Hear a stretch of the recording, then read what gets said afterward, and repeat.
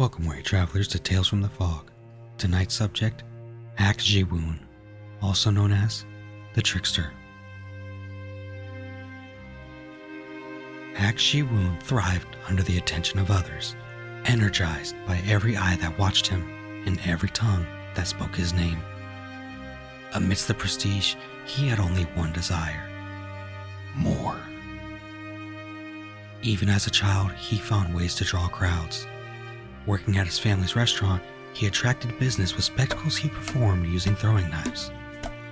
Gullible tourists believed this was a traditional South Korean experience, gladly parting with their money to witness it. Ji-woon's father spent the restaurant's earnings on dancing and vocal lessons for his son, pushing him to attain the fame he never could. Ji-woon did not disappoint. After years showcasing his abilities to nobodies at talent shows, he hit the track to stardom. Lee Yoon-jin, a producer at Mighty One Entertainment, recruited Ji-woon into her training program.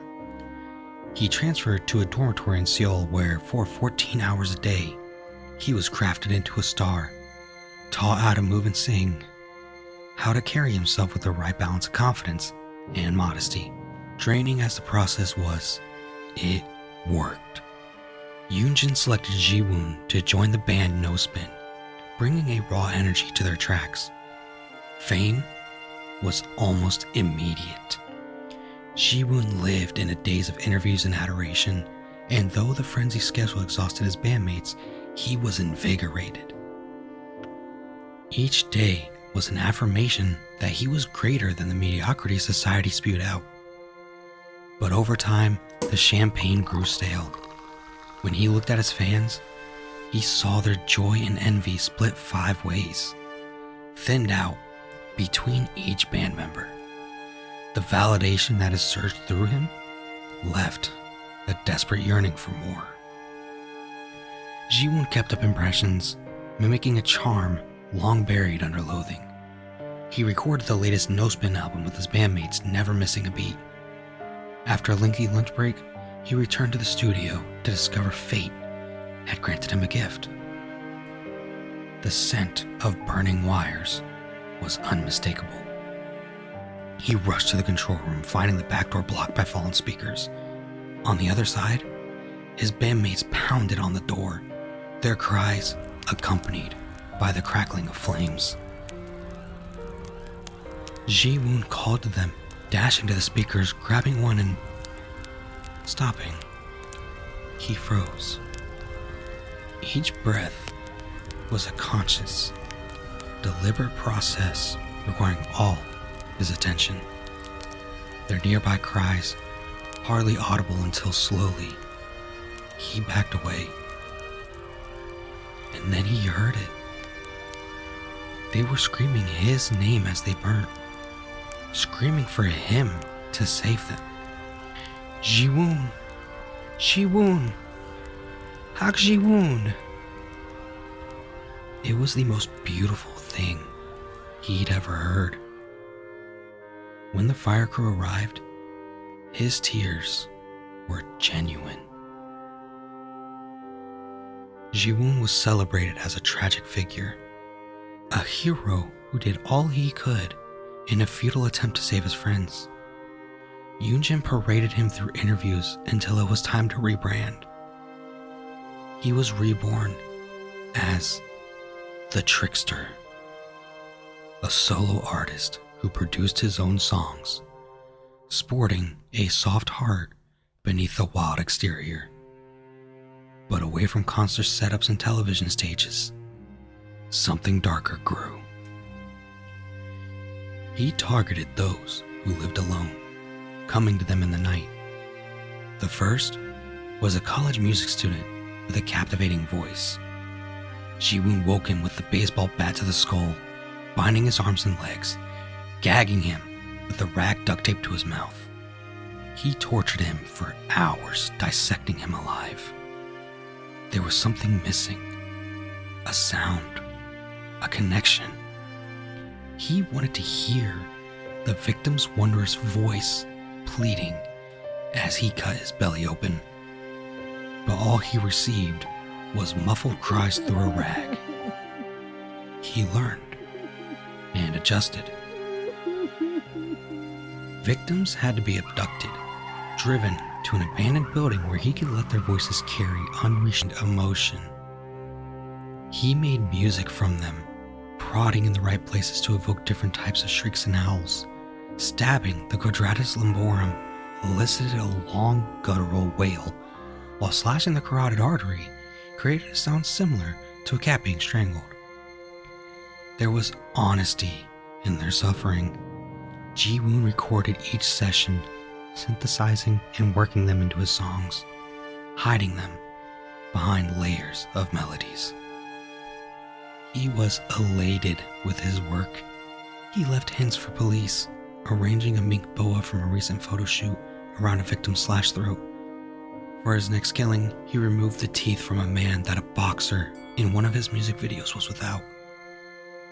During a particularly audacious plea for attention, he killed a fan he had met during a VIP meetup, replacing her eyes with his diamond cufflinks and writing, "I have seen God," in blood across her chest.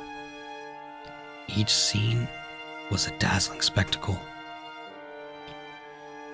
Between music and murder, Ji-woon's work was discussed globally. However, as violent became his preferred art style, his music career took a hit. Revenue was down, and Mighty One executives pointed their fingers at him. Yoon-jin, with professional fury, came to his defense, but she was outnumbered. It was decided that Ji-woon could no longer self-produce his songs. The decision was devastating. His tracks fused genuine humanity into music, yet executives rejected anything that wasn't generic and expected. And so be it. If they couldn't understand his art, he would incorporate them into it until they did. He had 3 months until he was to perform a private show for Mighty One's board members. 3 months to plan his magnum opus. He transferred obscene amounts of money to a veterinarian in exchange for canisters of nitrous oxide, then bribed the stage technician of Mighty One's private theater for access to the room. His celebrity granted him a benefit of the doubt no regular person could achieve. When the show was ready, gas seeped into the room as executives and stagehands awaited Ji-woon, conveniently running behind schedule. When he arrived, half-conscious bodies were splayed in their seats and crawling across the floor. He worked quickly, finding everyone, pausing only when he came to Yoon-jin, the woman who had plucked him from a mud hole and set him on the path he deserved. She would be rewarded, granted special access to the coming display of wonder. Even under sedation, she fought, a raging storm within her, far stronger than the others. He propped her up as the lone audience member prying her eyes open.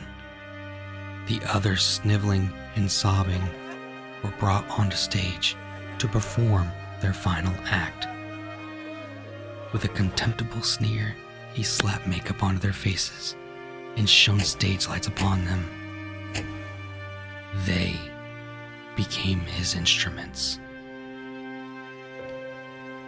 To the sound of self-produced melodies, he tortured them, gracefully dashing from one body to another, conducting an operatic crescendo from their wailings. They shouted, whimpered, screamed, cried for their loved ones, cried for their mothers. It was a magnificent outpouring of emotion, of what it meant to be human. And they did it with eyes fixed on Ji-woon.